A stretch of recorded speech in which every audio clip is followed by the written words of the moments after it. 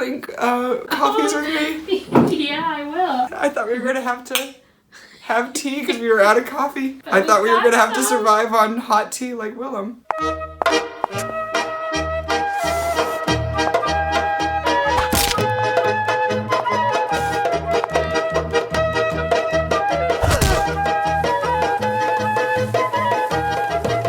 Here we are in the sacred city of Canterbury, where lie the relics of Saint Thomas of something. I'm not a Christian, I don't know about that The Black shit. Prince. He was buried in the Canterbury He was buried Cathedral. in the Canterbury Cathedral. Buried? Buried. Oh, you said buried? I thought you said married. I was like, it must have been an extravagant wedding. I can't remember his real name. He just went by the Black Prince. The artist formerly known as the Black Prince. Review? Review the Jew. RuPaul's Drag Race All-Stars 4 episode Hatred. Are you sitting comfortably? Then I'll begin. Did you know Mother Goose was a man? What the fuck? Call me Mother Goose. Or as the single is called in the UK, Shall I Be Mother? Like the original book of like Mother Goose's fairy tales and nighttime stories written by a man. Anyway. The first time that a man had to pretend to be a woman to be successful. Or is it? Valentina's. Wait, I feel like my eye is stuck shut. Looks pretty open. There's an asshole joke in there somewhere. Valentina's gone to begin with. Latrice puts it best. It's a little weird without her energy in the room, and we miss her whole.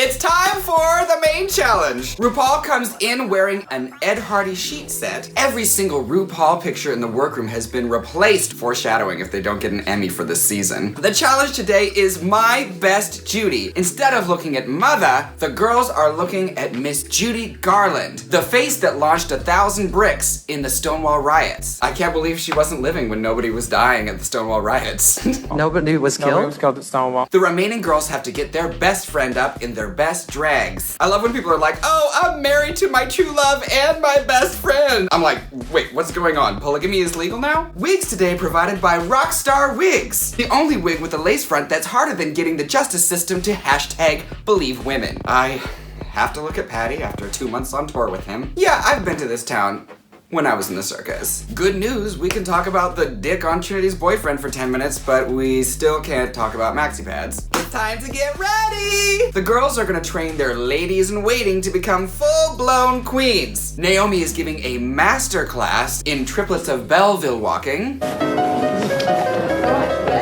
Monique's best friend says that she masks her hurt with anger. That's why she's so gruff during critiques on the main stage. Or maybe she's just tired of hearing absolutely everything after her fucking card look did not win. I'm still angry about that! Watching Trinity train her boyfriend is like watching the first season of The Crown on Netflix. We all know at first glance that the bitch is destined to be a queen. Oh, Monet and Patty are thick as thieves, thick as Cameron's eyebrows, Manila touching her man like they're about to do a musical number. Yeah. Oh, my Yeah. Oh, if only, hug me around the neck but once, RuPaul comes by to give Naomi some critiques, and let me tell you what I think. I think Naomi is a fucking mess. She needs to get her act together. How far are we in the season? We're all the way up to the makeover challenge, and she still doesn't have a single win. She needs to get a win to prove that she deserves to be here, otherwise she's gonna be off this show in a single episode. Enough prep, it's time to play dress up. Manila's man looks fucking sickening. Naysha Lopez looked the fuck out. I love my side stage, but I'll always get back to my main stage. RuPaul looking like Captain Kirk's Romulan lover. Ellen Pompeo is alive, and she is here to teach the children about fashion. In 2002, Oscar de la Renta did a collection of cerulean gowns, and then I think it was Yves Saint Laurent, wasn't it, who showed cerulean military jackets? Club 96. They have to do a whole fucking choreographed lip sync with their queen on the main stage. I would fucking kill myself. Kill myself. Black arms, white legs, shoulder pads, helmet hair. Super Bowl weekend has started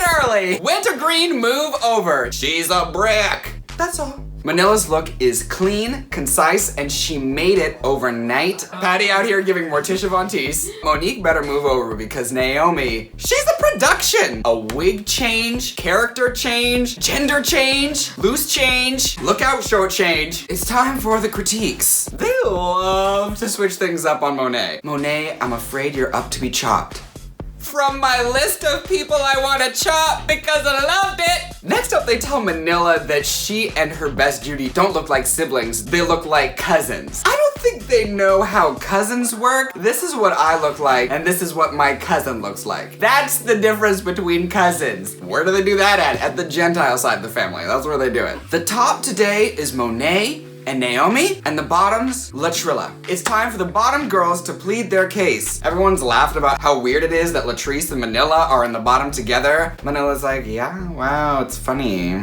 Latrice's argument, you know I want to be here. Manila's argument is that every day she wins no matter what. You know what, you're right, and thank you for the mustache, by the way. But the question remains, are the tube top rules of All Stars 2 in effect? Now here's some things to remember. Latrice done saved Naomi last week, so Naomi owes her. Manila nearly eliminated Monet. Manila didn't say sorry for that. She's like, fuck apologies, I would say sorry if I really meant it. Revenge is a dish best served at any fucking temperature. Piping hot out of the oven, leftovers out of their fridge in the morning, giving them a million reasons. None of these are Rita Ora songs. Pencils down, bitches. It's time for the lip sync. When the music starts, it's anyone's game. Naomi is giving Muppet realness and that head-to-toe Kermit felt, giving the runway some Swiffer pussy. Plot twist! Monet basically pulls a Charlie Hides. At first I'm like, oh, what's going on? And then I'm like, oh, I get it. Miss Congeniality understands one thing.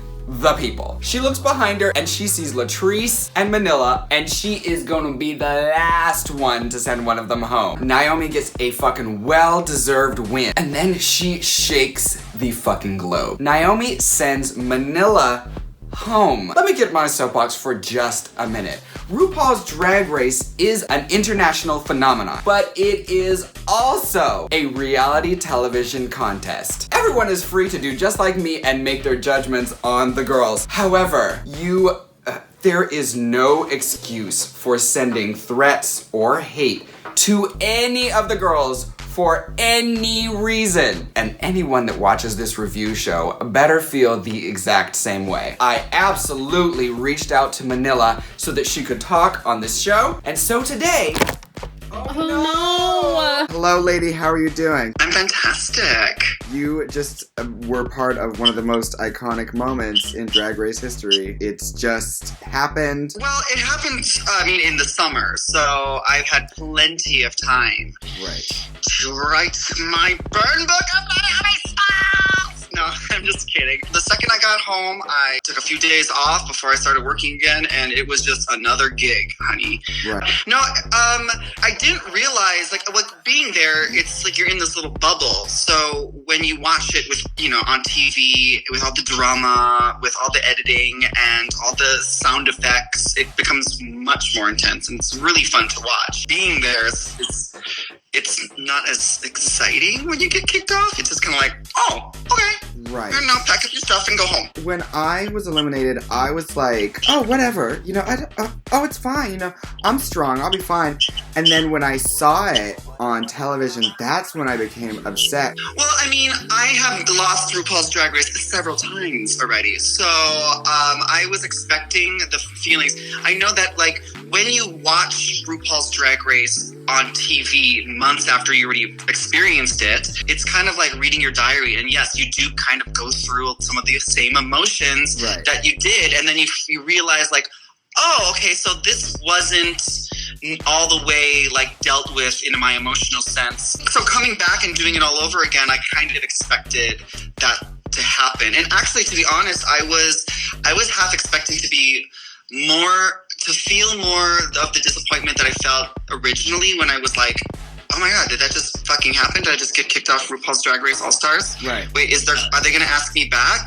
Are we gonna have a comeback episode? Yeah, right. Is that gonna happen? Yeah. Is that not hard for me? Yeah. How come fucking Pheromone gotta come back? But in a way, I was actually more relieved that my little stint was good, because bitch, I got a good edit, I'm gonna lie. Your scorecard is fucking immaculate. You can't tell me that my fucking queen's makeup wasn't fishy as fuck. I thought there was a very strong family resemblance. Yeah, and to be honest, I actually was thinking like they would get us more on our performance. We all filmed our little Judy dance that they did. Yeah. And I thought that like, you know, there was probably enough footage of me and my husband fucking up, but they didn't actually show any of that. So I thought like, oh.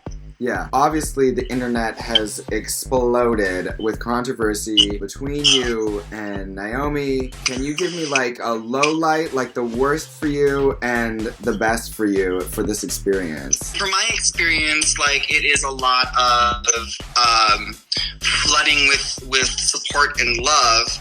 And then occasionally someone would be like, you should tell your fans to lay off Naomi, which I feel like a little bit like, okay, yes, I want to like be like a responsible person out here and, you know, let people know. And I know that the fandom knows better than to be sending fucking crazy hate stuff to the drag queens, because bitch, it's not that serious. It's a game. We were all playing the game. We all knew that we could go home at any time from anyone other than the queen, and it's not personal. It's still kind of surprising to me that like people expect me to be like, shame on you. You know better, because they do know better. Right. They're just doing it anyway. If you don't like someone, why are you fucking going on their fucking page and telling them that? Like, if you don't like them, you just unfollow them. And that's how it goes. Like, I do it to, like, my friends all the time. Like, I do it to my fucking cousin. I fucking blocked my cousin. I fucking unfollowed my goddamn aunt because she was sending me crazy Christian,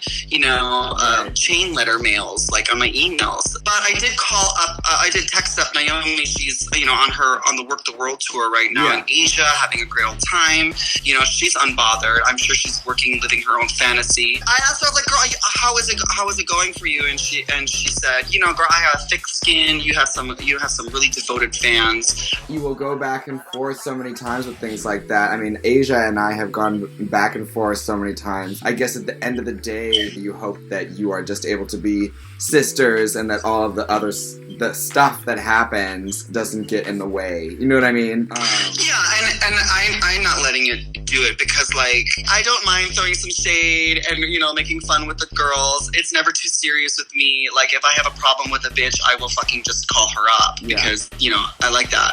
But if I got something funny and shady to say, I'll fucking do it on the internet because I find that it's just as entertaining as everyone else. But it isn't that serious. You don't need to be going to jail over some fucking TV show. It's also not as bad as drag queens boo-hooing into our wigs, because like there are like soccer players in Brazil who have like missed a goal, and then the soccer people get so fucking upset that they murder him and his family. So it's like there's like extremes. Right. Yeah. You are leaving with what I think we all really want, which is just like sustenance and longevity for our fucking career and a love of America and beyond. So you got it, bitch. The format for All Stars is very different. It's a different game. Oh, you know what I mean? Like RuPaul doesn't want to be the one to send Valentina home. She doesn't want to be the one that sends Manila home. She doesn't want to be the one that's on the Naomi side of the fandom. She wants us to do that. Right. You know what I mean? It's like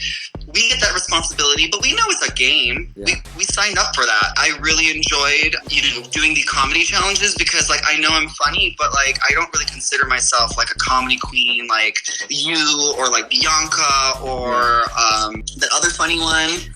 And so for me to go onto the show and excel at, like, comedy challenges and then work the runway looking amazingly fierce in some amazing costumes that I spent a whole fuckload of money on, and a lot of time conceptualizing. That was the fun part. And then also I really enjoyed being able to just kind of show off my husband for everyone, because the last 2 times I was on Drag Race, I was, in the relationship with Sahara. So most people, like in canon of Drag Race history, they know me as dating Sahara. So it was nice to be able to address Sahara's passing and introduce the fandom to my husband. Thank you so much for talking to me, baby. I really appreciate it. All right, I gotta go do a show, and you need to take that fucking shit off your face and go to bed, all right? I do. I love you. I love you, darling. Bye, hello fans. Like and subscribe to this bitch. She's fucking fierce. Thank you for sticking with us. And don't forget, if you want the inside tea on RuPaul's Drag Race All Stars 4, there's only one place to go. Review with a Jew. She has her Scottish cloak on, even though we're Are you gonna make a pussy joke? No, Oh. you did.